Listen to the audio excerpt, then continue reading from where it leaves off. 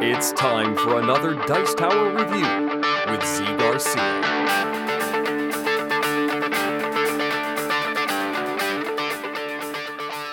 Hey folks, today I am taking a look at The Lounge. The Lounge here is basically the same game as Werewolf. Now, not Ultimate Werewolf necessarily, and of course it has a new theme, some new characters, all new artwork of course, but it's basically the same game, Werewolf. It's another edition of Werewolf, and believe me, we are not short on editions of Werewolf. There are a whole lot of them. So, in my overview, mainly, I'll be telling you what I think of this version of Werewolf when we get to my thoughts at the end. For now, let me just very briefly tell you how Werewolf works. I'm not going to go to the table for that. I'll just go to the table to give you a couple of close-up looks at the cards in the game. But basically, Werewolf is a social deduction game in which everybody at the table, and this can play quite a big group, will have a role card. And that role identifies you as a member of the Mafia or someone in the town. Of course, this theme, Werewolf, you would be a werewolf or someone in a village. And so in this one, you're a mafioso, or you're someone in town, or you are something else. And the village characters, the ones in the city, it's hard to get my terminology right here, the people in the city just want the mobsters gone.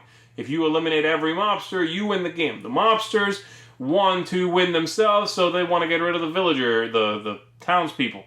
And the other characters all have their own way of winning, and the way you do all of this stuff is you have someone who is the narrator, a moderator, whatever, and they cycle the game between night phases and day phases. At night, everyone closes their eyes, and some roles take effect. Like the mobsters pick someone to kill in town. And some of the other roles will do special powers. There's a policeman who will point at someone and find out if they are a mobster. The moderator would tell them this. And then it's the daytime. Someone died at night, most likely. And the moderator gets everybody talking, and people figure out who they want to kill during the day because they are hopefully a mobster. And you go back and forth until one of the sides wins. So that's it. Now, what makes this game different? What makes it special? What's unique about it? I'm not sure. Let's go to the table and I'll show you some of the close-up cards, and then I'll tell you who I think this is for, or if I think there's a place for it. Here we go.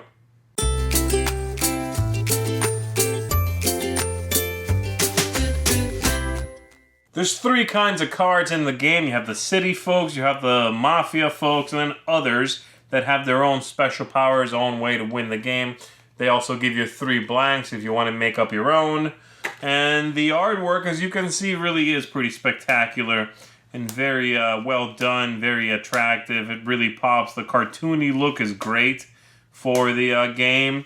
And it has a really fun, jazzy kind of vibe to the whole thing. I really like the look of it. The text on it is perhaps a little bit small. I wish it was maybe a little bit, a little bit more popping, and maybe a little symbol as to when your power comes into effect, things like that. But the look of the game certainly cannot be faulted. That's what the back of the cards look like. So maybe white borders would have been nice, but it fits the entire look of the whole thing. Let me show you a couple of the powers up close. So here we have the detective who can target one person and see if they are in the mafia. We have the doctor who can target a player to save.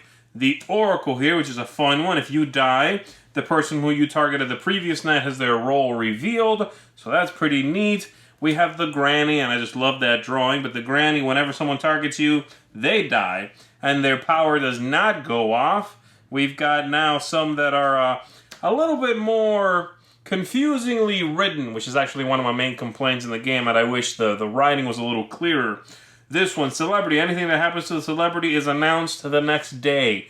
They give you an example of that in the rule book. Oh, the celebrity was visited by so-and-so. How scandalous, but it's a little fuzzy, We have the Pope that says you may announce one time in the game that you are the Pope, and you ask a question of the moderator, the narrator. they have to answer you truthfully. That is awesome. I really like that role. But, of course, we have the false prophet that is the exact opposite. They can claim to be the Pope and get the wrong answer. That's just fun. We have here, again, with the fuzzy writing a little bit, the Mafia, the briber here gets to bribe someone and steal their vote. You can target a person who is not in the Mafia and steal their vote. I don't know. It's a little tricky to implement this one. We have here the framer. And the framer, you can target one person to show up as guilty to all investigative roles that night. That's not bad, but again, a little fiddly maybe. And then we get to some of the special ones. I'll just show you 3 or so. Cult leader. You may convert one person into a cultist. If you die, all cultists die. However, it does not say, and it really, really should say, that if everyone left in the game is a cultist, you win. So, the way it is written here sounds like an awful role, a very just sort of big inconvenience. And again, that's part of the issue I have there, that the roles should have been a little clearer on the cards. Here we have the cowboy. And the cowboy, you may kill one person each night. You win only if you kill the last threat to the town. And by the way, I'm only showing you a few roles here, but there are a considerable amount of roles that just say, if this happens, kill. Oh, you that kill. Oh, somebody kill. It's a lot of killing in this game. Creepy girl, which is very neat, and I do like that drawing. On the first night, you give someone the doll. Each night after, they give a new person the doll. If the person holding the doll dies, you win. I like that one a lot. So there you have it. As I said in that close-up look, the artwork definitely is amazing in this set. It looks good. Clearly, all the cards are by the same artist, and the artist is very good, and the cards look great together. So thumbs up on that front. If you want your werewolf game to look great, then there's a recommendation for you. You can get this one. If you want your werewolf game to have the mobster theme, which might have been first, and I'm not sure which one originally came first, but if you want the Mafia theme instead of the werewolf theme, then I could also recommend this one, because a lot of them don't actually use this theme. Most of the new sets that show up on Kickstarter mostly do use the werewolf theme, it would seem, or supernatural themes. So, that's another recommendation for this one. However, if you want a set that is good for beginners, if you want a set that is comprehensive, if you want a set that has a good rulebook, if you want a set that works well as a gift for someone, that I would not recommend this one. This is either for someone that adores the look or the theme, or someone who is already a Mafia collector, and there must be some, because these things keep popping up on Kickstarter, so there's got to be someone out there that keeps buying, versions of Mafia, Werewolf. And so, if you are someone like that, then yes, this set is okay. But the rulebook, for instance, has almost no pictures in it. It's just text. Just text you get in here. And they don't do a great job of explaining all the roles except briefly at the end. And the cards, the text, as you saw, is a little bit nebulous, often leaving important information out of the cards.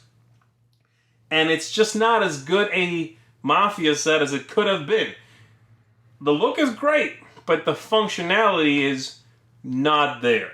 If you want that set, if you want the set that is the standard, the one that has that slam dunk rulebook, the one that has the sheets, to help you run the game as the moderator, then Ultimate Werewolf is still the way to go, right? The one that has the ability to take notes, and it includes a pad. This one just tells you, get some paper, get something to write with, figure it out. But they don't give you hints, tips, they don't help you out. And so, that's who I would recommend this set to. Someone who already has Werewolf and wants another set. It's probably a small audience. And so, ultimately, what I'm really saying is, unless you are an absolute sucker for artwork and must own this, you can safely skip this one. Rolls are alright, It's a lot of the same stuff we've seen, but the set is just not as user-friendly as it should have been.